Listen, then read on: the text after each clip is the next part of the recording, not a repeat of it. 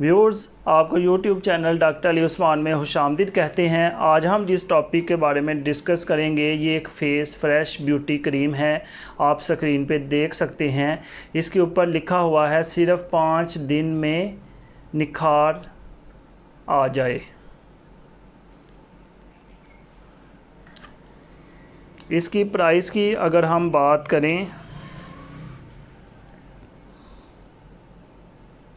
230 रुपये इसकी कीमत लिखी हुई है। लेकिन एक बात याद रखें कि ये जितनी भी ब्यूटी क्रीम है, कॉस्मेटिक्स हैं, अगर आप इनका हद से ज़्यादा यूज़ करेंगे तो आपकी स्किन डार्क हो जाएगी। आम लफ्ज़ों में आप कह सकते हैं कि आपकी स्किन मोटी हो जाएगी और फिर आपकी स्किन इसकी आदी हो जाएगी। तो इसको लगातार इस्तेमाल करने से परहेज़ करें, क्योंकि इसके अंदर ऐसी हैवी मेटल्स हैं, ऐसे हैवी केमिकल्स हैं जो कि स्किन की लेयर्स को नुकसान पहुंचा सकती हैं। व्यूअर्स, इस तरह की मज़ीद वीडियोस देखने के लिए हमारे YouTube channel doctor Ali Usman को सब्सक्राइब करें और इस वीडियो को लाइक, कमेंट और शेयर करें। शुक्रिया।